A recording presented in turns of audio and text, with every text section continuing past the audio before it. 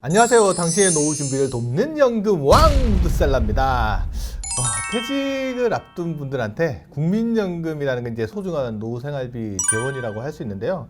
그래서 이제 은퇴를 앞두신 분들이라면 누구나 이제 자기 국민연금 가입자가 나이 들어서 받는 게 노령연금이잖아요. 이 노령연금이 얼마나 되는지 한 번씩은 꼭 확인해 보게끔 됩니다. 그리고 나서 하는 게 뭐냐면, 야, 어떻게 하면 좀 노령연금을 더 많이 받을 수 있을까? 그건 국리도 하게끔 되죠. 그래서 이제 국민연금 가입할 의무가 아예 없는 전업주부가 이제 임의 가입하는 것도, 또 60세까지만 국민연금 가입하라고 하는데 뭐 60세 이후에도 임의 계속 가입해가지고 국민연금 보험료를 계속 내는 것도, 또 과거에 또 반환 일시금이라고 해서 이미 찾아 쓴 국민연금을 또 국민연금공단에다가 반납하는 것도, 그리고 또 납부 예외나 적용 제외 기간 동안 또 안 낸 보험료를 또 애써 찾아가가지고 추후 납부하는 것도, 이것도 다 보면은 어떻게든 국민연금을 한 푼이라도 좀 더 받으려는 노력인 것 같아요. 그래서 오늘은 이런 분들이 가장 많이 하는 질문들이 뭐냐 그러면, 나는 국민연금 얼마나 많이 받을 수 있나? 요거 관련돼서 좀 알아보려고 합니다. 그래서 오늘 내가 받는 노령연금, 그러니까 국민연금 가입자가 받는 노령연금이 어떻게 결정되는지, 그 부분을 조금 좀 알아보려고 합니다. 그래서 이렇게 노령연금 계산 방법을 좀 정확하게 알아두면, 이 공식을 알면은 문제를 풀 수 있듯이 이 계산 공식을 정확하게 알게 되면 노령연금을 더 받을 수 있는 아이디어도 나올 수 있을 것 같아요. 그래서 이제 그 부분을 조금 들어가서 심도 있게 좀 들여다보려고 합니다. 자, 그러면 출발해 보겠습니다. 자, 국민연금 가입자분들이 이제 60세가 넘어서 나이 들어서 받는 노령연금. 이 노령연금은 크게 보면 기본연금액하고 부양가족연금액으로 나눠집니다. 이제 부양가족연금은 이제 부양가족에 따라서 나오는 거니까 일단 제껴두고, 이제 기본연금액이 어떻게 결정되는지 이제 한번 좀 봐야 될 것 같아요. 그래서 이 기본연금을 계산하는 공식을 제가 지금 화면에 한번 탁 띄워드리겠습니다. 한번 보시죠. 보시는 순간 죄송합니다. 제가 잘못했습니다. 보면 일단 무슨 소리인지 모르겠고, 일단 숫자에 영어에 뭐 이거 공식만 봐도 짜증이 확 올려오시는 분들, 뭐 역정 내시는 분들, 구독자분 얼굴이 확 떠오르는데, 이거 제가 뭐 계산하라고 드리는 건 아니고, 여기서 우리가 좀 아이디어를 얻어보고자 하는 의미에서 이제 제가 드리는 거니까 좀 꼼꼼하게 한번 좀 제가 어려운 건 제가 할 테니까 따라만 오시면 좀 될 것 같습니다. 공식이 이렇게 되게 어려운데 이거를 좀 간단하게 공식을 딱 바꿔보면 지금 화면에 나오는 것처럼 이렇게 나갈 수 있을 것 같습니다. 소득 대체율 상수에다가 뭐 A 플러스 B라는 거를 곱해가지고 뭐 20년 초과 월수 이렇게 곱하는 방식으로 이렇게 나가는 것 같은데, 여기서 보면 기본적으로 노령연금액, 기본연금액이 결정되는 요인이 4가지라는 사실을 알 수 있습니다.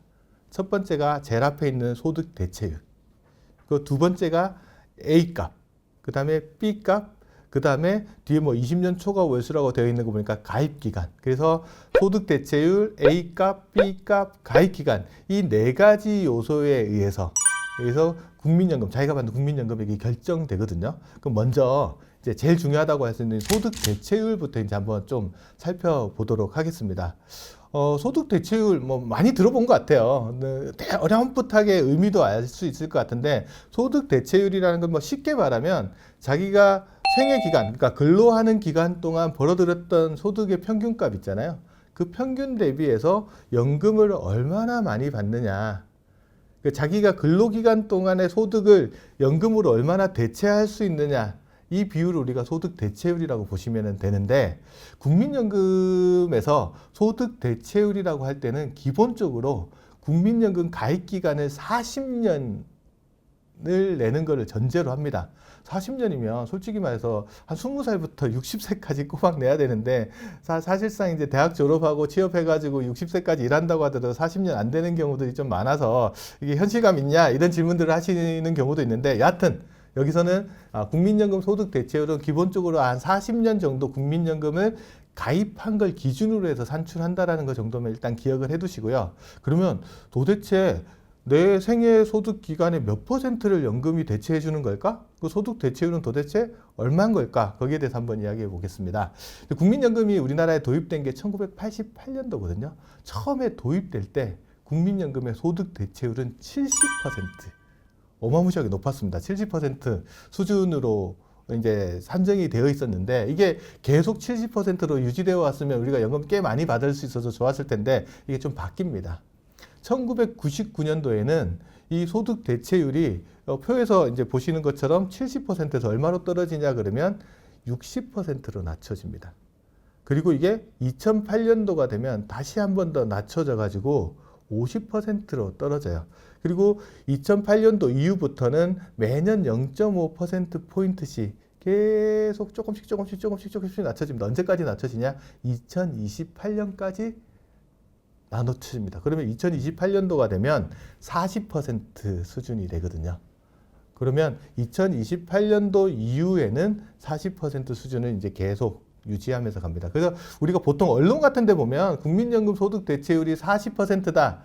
이 말의 뜻은 이제 2028년도 이후에 기준이 한 40%로 되어 있기 때문에 그렇게 말을 많이 하는 건데 실질적으로 따져보면 이것도 국민연금 가입 기간이 40년 되신 분을 기준으로 하는 거니까 실질적으로 국민연금 가입 기간이 이거보다 좀 짧으신 분들은 이것보다도 안 될 가능성들도 좀 있을 것 같습니다.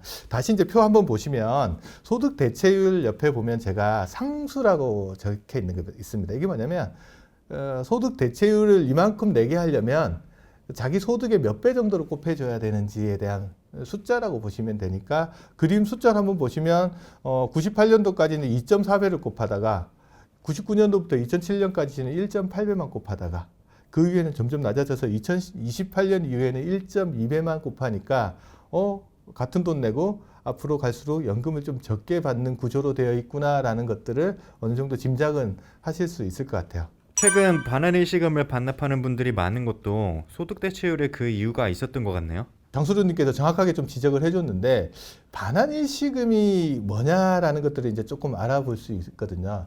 국민연금은 기본적으로 연금을 받으려고 하면 10년 이상 국민연금 보험료를 납부해야 돼요. 근데 만약에 국민연금 가입 기간이 끝나는 시점, 보통 60세가 되겠죠. 60세가 되는 시점에 국민연금 보험료를 낸 기간이 10년이 안 되면 국민연금공단에서 당신은 국민연금 노령연금을 받을 수 없으니까 여태까지 냈던 보험료에다가 이자 정도를 더해가지고 일시금 형태로 지급을 하게 됩니다. 이걸 반환일시금이라고 합니다. 현재는요, 반환일시금을 받을 수 있는 거는 60세가 됐을 때 10년이 안 되신 분이나 아니면 해외로 이주를 가시거나 아니면 국민연금 보험료를 내다가 사망하신 분들, 요 분들만 받을 수가 있거든요. 60세 이전에는 그러니까 반환일시금을 받으려면 이민을 가거나 이주를 하거나 해외로 아니면 사망한 경우 아니면 못 받습니다. 그런데 이게 1999년도 이전에는 조금 달랐어요. 그때는 법이 어떻게 돼 있냐 그러면 국민연금 가입자가 뭐 직장을 다니다가 그만둔다고 치면 이제 사업장 가입자에서 이제 빠져나오지 않습니까? 그럼 새로 국민연금에 가입하지 않은 채로 상실을 하고 국민연금 자격을 상실하고 1년이 지나면 그냥 여태까지 낸 돈에다가 이자 더해서 반환일시금을 줬습니다. 그럼 1999년도 그맘때 잘 생각해 보시면 언제쯤이냐 그러면 우리나라의 IMF 사태가 막 터져가지고 그때 나라가 뒤집어진 적이 있지 않습니까? 그때 당시에 퇴직하고 어려움을 겪던 분 중에 상당수가 어떻게 했냐 그러면 자기가 직장 다니면서 쌓아놨던 돈들을 퇴직하면서 실직하면서 그 돈을 다 찾아가지고 가신 분들이 상당히 많으세요. 그분들이 지금 정년퇴직을 하거나 이런 쯤에 되면 과거에 받아갔던 반환일시금 부분들이 이제 눈에 아른거리기 시작합니다. 이걸 다시 국민연금공단에다 내고 연금을 좀 더 받으면 좋지 않을까? 라는 이야기들을 많이 하세요. 그러면 정말 국민연금공단에다가 반환일시금을 내면 좋은 거냐라고 하면 다시 한번 표를 딱 보시면 1988년부터 1998년도까지는 국민연금 가입자가 낸 보험료 부분에 대한 소득 대체율이 70%였잖아요. 그럼 반환일시금을 낸다라는 말은 즉 뭐냐 그러면 저 70% 구간에 해당되는 부분들을 다시 살려놓는 거거든요. 다시 말해서 지금 뭐 내면은 한 40% 중반, 뭐 40% 정도 수준의 소득 대체율이 적용되는 데 비해서 반환일시금을 내는 것들에 대해서는 70% 정도로 살려내니까 쉽게 말해서 같은 돈을 내고 연금을 더 많이 받을 수 있으니까 일종의 소위 말해서 가성비가 높은 보험료 납입 방법이라고 생각을 하시면 됩니다. 그러면 반환일시금을 어떻게 내냐 그러면 자기가 받았던 반환일시금에다가 그 기간이 지나면서 발생한 이자 있잖아요. 이자 금액까지 같이 해서 국민연금공단에다가 납부를 하시면은 되는데 가서 물어보실 때 반환일시금 얼마 정도 납부합니까? 라고 물어보시면서 반드시 물어봐야 될 거는 뭐냐 그러면 이렇게 반환일시금을 내면 늘어나는 연금액이 얼마 정도 됩니까? 라고 한 번 더 확인해 보시고 진행을 하시면 될 것 같습니다. 그래서 첫 번째 이제 국민연금을 결정 짓는 요소 중에 하나가 소득 대체율이라는 것들을 이제 좀 배웠으니까 이제 두 번째 요소로 한번 넘어가겠습니다. 좀 아까 수식을 지금 다시 화면 한번 보여드릴 텐데 소득 대체율 상수 뒤에 보면 A 플러스 B 이런 가로 안에 수식이 하나 나올 겁니다. 이게 뭐냐 그러면 A값, B값 이렇게 많이 부르는데 A값, B값은 뭐냐 그러면 이게 소득입니다. 소득.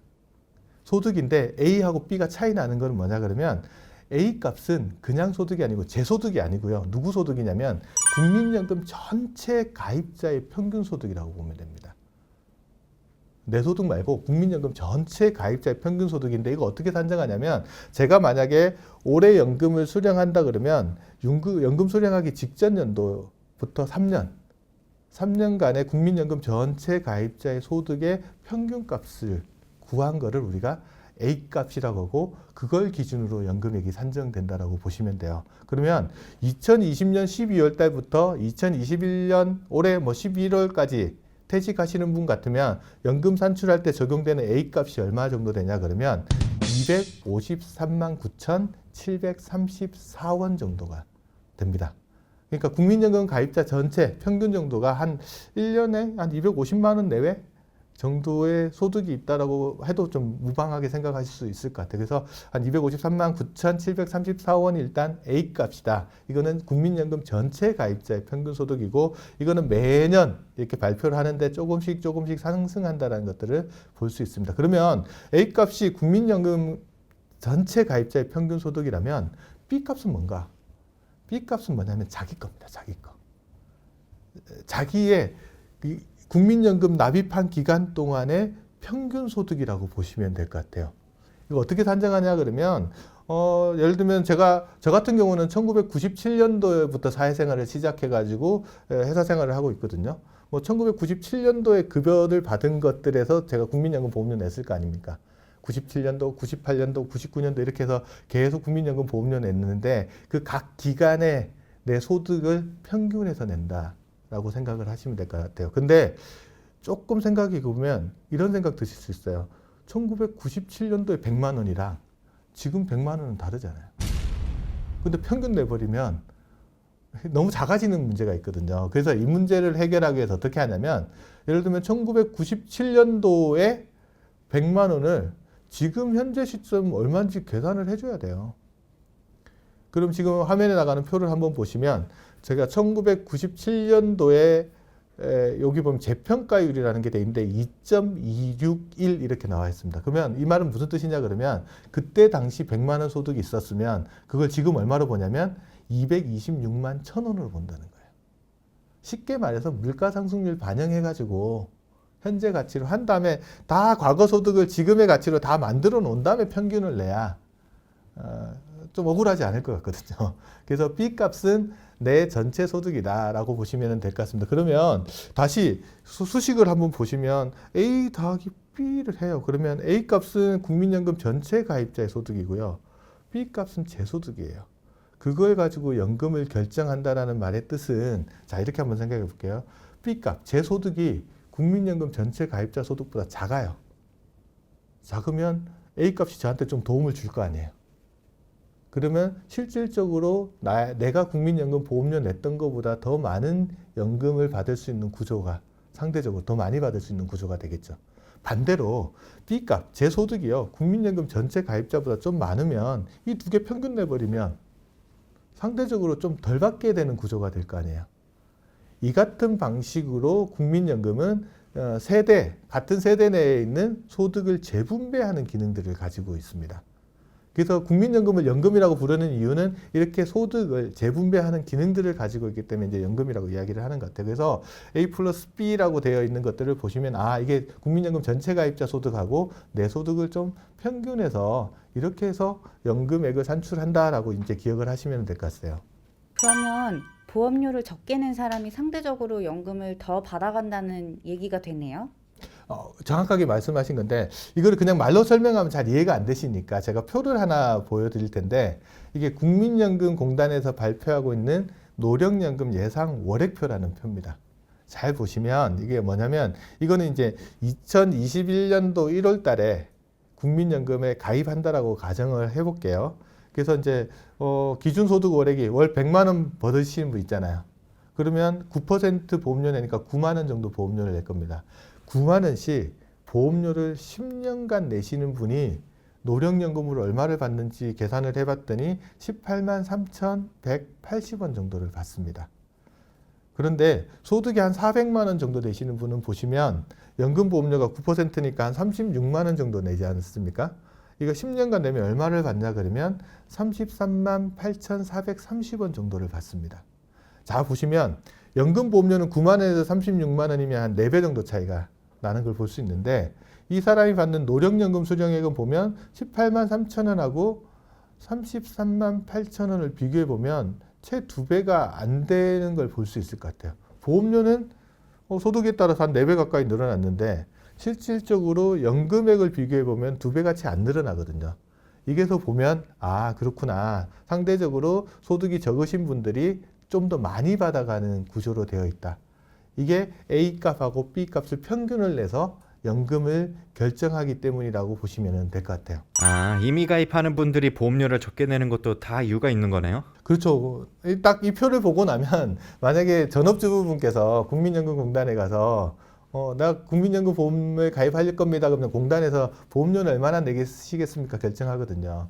직장 다니시는 분은 자기 소득의 9% 정해진 값을 내지만 이미 가입자는 소득이 없으니까 자기가 보험료를 스스로 정할 수가 있어요. 그럼 범위가 어떻게 되냐 그러면 지금 현재 기준으로는 최소 9만 원에서 최고 45만 2,700원 사이에서 보험료를 자기가 결정해서 냅니다. 근데 앞서 표 딱 보시면 알겠지만 수익률로 딱 계산해 보면 보험료를 적게 내는 게 훨씬 더 유리해 보이는 것 같아요. 그래서 대부분 사람들이 가서 국민연금 이미 가입하시는 분들이 대다수가 보험료를 10만 원 내외 정도 수준에서 작은 보험료를 내고 수익을 극대화하려는 전략들을 취하는 경우들이 상당히 많이 있습니다. 이게 세대 내 소득 재분배 전략을 역으로 좀 이용하는 것 같은 그런 모습들인데 근데 프레임을 조금 바꿔보실 필요도 있을 것 같아요. 예를 들어서 이렇게 한번 생각을 바꿔보는 거죠. 한 45만 원 정도 보험료를 한 10년간 내고 한 39만 원 정도의 연금을 돌아가실 때까지 받을 수 있는 그런 방법이 있을까? 라고 생각해 보면 45만 원 정도 내는 것도 그렇게 나쁜 선택은 아니거든요. 그래서 수익률로 프레임을 잡아가지고 자기 이미 가입자가 연금을 설계할 건지 아니면 실질적으로 생활하는 데 도움이 되는 연금 수령액을 기준으로 프레임을 잡아서 다른 금융상품하고 한번 비교해 볼 건지 뭐 이거는 사람마다 다 다른 것 같아요. 근데 대부분의 사람들의 심리가 적게 내려고 하는 것 같아요. 그래서 뭐 이거는 뭐 개인적인 선호니까 제가 뭐 요렇다라는 것들 정도. 그래서 이미 가입하시는 분들이 적은 보험료를 내고 상대적으로 많은 연금액을 수령하려고 하는 거는 A값하고 B값에 의해서 서로 소득을 재분배하는 기능 때문에 상대적으로 보험료를 적게 내는 게 유리해 보이는 부분들이 있어서 그렇게 하시는 것 같다라고 보시면 될 것 같습니다. 그러면 이제 또 다른 거 수식을 한번 보시면 이제 제가 소득 대체율에 대한 이야기 드렸고요. A값, B값에 대한 이야기도 드렸습니다. 근데 마지막에 보면 20년 초과 월수 이렇게 되어 있는 게 있어요. 국민연금은요. 아까 제가 10년 이상 납입해야지 노령연금을 받을 수 있다라고 말씀을 드렸잖아요. 그런데 20년 정도를 납입해야지 지급률이 100%가 됩니다. 그리고 20년을 넘게 납입을 하면요.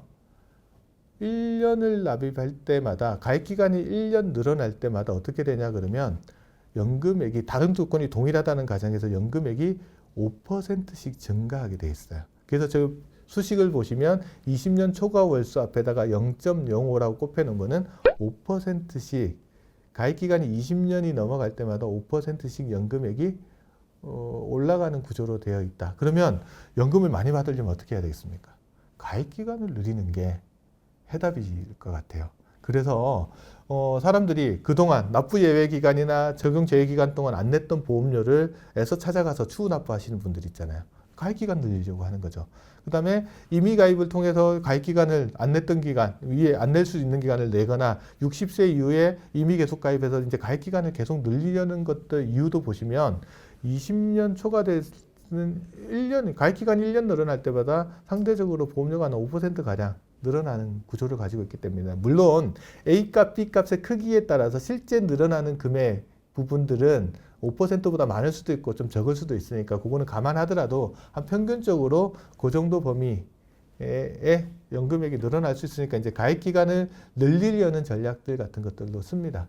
그리고 이렇게 가입 기간 늘리는 거 말고 또 어떤 방법이 있냐 그러면 그 실업하신 분이 실업급여 받으실 때 국민연금공단에 실업 크레딧을 신청할 수 있거든요. 그러면 최장 1년 정도 또 가입 기간을 늘려주는 부분들도 있고요. 뭐 출산이나 군복무에 따라서 이제 크레딧 제도 같은 것들이 또 별도로 있어서 그런 것들을 이제 한번 보시면은 될 것 같습니다. 그러면 제가 지금까지 설명드렸던 부분 쭉 보시면 소득 대체율 상수도 드렸고요. A값, B값, 그 다음에 20년 이상 초과 가입 기간에 대한 설명들을 다 드렸을 거예요. 그런 다음에 지금 처음에 제가 보여드렸던 수식을 다시 한번 보시죠.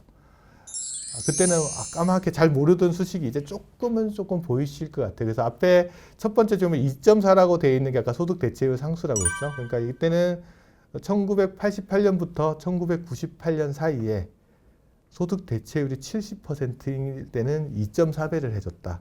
그 뒤에 60%로 떨어졌을 때는 1.8, 그 뒤에는 1.5, 그 다음에 점점 줄어들어서 40%일 때는 1.2까지 줄어든다. 라는 것들을 보시게 될 것 같고요. 그 다음 뭐 A값, B값의 의미 같은 것도 아실 거고, 저 뒤에 보이는 0.05n에다가 뭐 12 나누는 거 이거 5%씩 증가된다는 의미도 이제 이해는 하셨을 것 같습니다. 그래서 전체적으로 소득 대체율 높은 구간에 보험료 납입 금액을 늘리는 게 반환일시금 반납.